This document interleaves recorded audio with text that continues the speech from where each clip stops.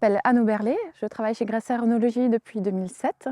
Je suis issue d'un cursus, un double cursus d'ingénieur agronome et œnologue à Montpellier Supagro. Et mon poste principal au laboratoire, c'est œnologue conseil, et je viens en appui au service viticole, et ce qui me permet de vraiment bien faire le lien entre ce que l'on déguste dans le vin, les problématiques qui sont identifiées, si on trouve des arômes de stress, des duretés liées à des pH bas, des déséquilibres acides. Ça permet de connaître le vin, de revenir en arrière sur les contrôles des mous, les contrôles de maturité, les bases de données que l'on a, et après encore revenir plus en amont sur les problèmes que l'on pourrait identifier à la vigne, avec des outils notamment comme les analyses pétiolaires, les mises en réserve dans les sarments que l'on peut analyser nous-mêmes grâce au MPAES qu'on a acquis il y a 3 ans. Mon rôle au quotidien, c'est de suivre mes clients vignerons dans l'élaboration de leur vin. Donc ça démarre depuis les contrôles matu avant les vendanges, l'accompagnement pendant toutes les fermentations, les suivis en élevage et dégustation d'assemblage, des préparations à la mise en bouteille.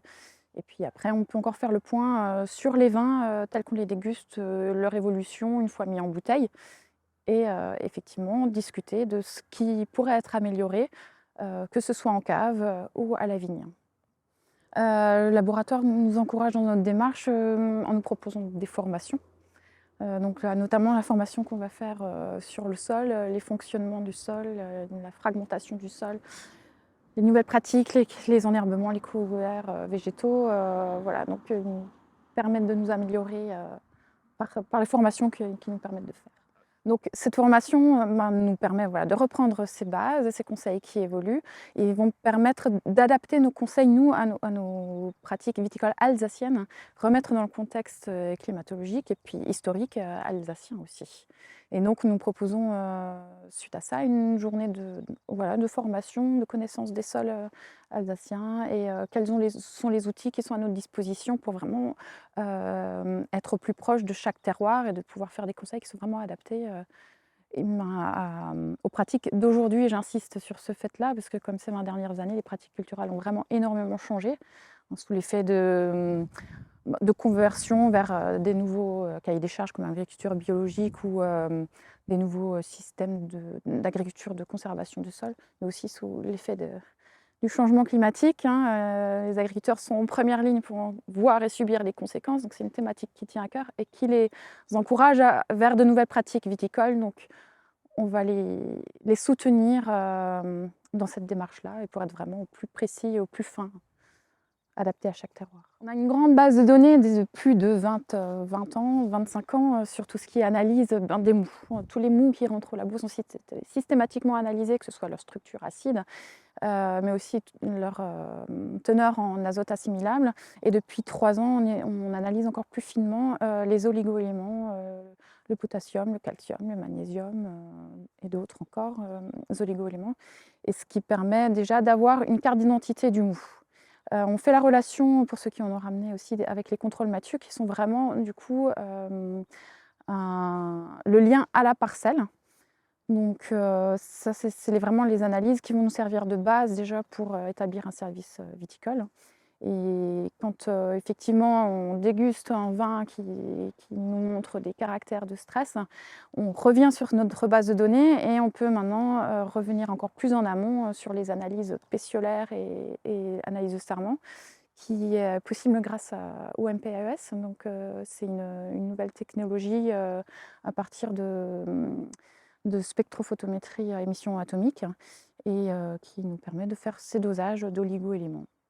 Qu'est-ce qui fait que, de manière générale, on en revient à parler du sol? Les pratiques culturelles évoluent vite, même très vite, ces 15-20 dernières années, donc, sous les effets du changement de pratiques culturelles liées à des conversions, cahiers de charges, agriculture biologique, système de conservation des sols en agriculture, et bien sûr sous l'effet du changement climatique, que le vigneron est vraiment au premier rang pour en voir et subir les effets. Donc c'est une thématique qui tient à cœur et qui l'encourage aussi à changer ses pratiques culturelles. Il y a 40 ans, en Alsace, c'est connu pour être précurseur dans le domaine, les vignes étaient à 100% enherbées, surtout pour limiter l'érosion. Avec des vignes qui s'affaiblissent, des périodes de plus en plus sèches et de plus en plus chaudes, certains enherbements ont été retournés, jugés trop concurrentiels. Suite à ça, il y a eu beaucoup de développement d'engrais verts, mais alors leur gestion est très variée entre le choix des semences, la préparation du lit de semences, son entretien, fauchage, roulage. C'était vraiment des pratiques qui sont très variées. Et aujourd'hui, on a les outils pour valider quelle est la pratique la plus adaptée à chaque terroir. Inversement, quand un sol reste nu, c'est très préjudiciable pour la qualité du sol. D'une part, quand il fait chaud, la minéralisation s'accélère. Il y a un déstockage massif de la matière organique. Et qui dit déstockage de la matière organique dit perte de stabilité structurale, perte de portance, de porosité, qui est nécessaire pour l'acheminement de l'eau et de l'oxygène dans le sol. Et bien sûr, c'est des risques accrus d'érosion. Alors quand on sait que pour créer 1 centimètre de sol sous nos conditions, il faut quelques centaines d'années, voire 1000 ans, pour créer ce centimètre de sol. Donc ça veut dire qu'1 centimètre qui part à la rivière est perdu à jamais et que ni vous ni vos enfants ne retrouveront ce centimètre-là. Et en plus, le centimètre qui part n'est pas le moins fertile de tous.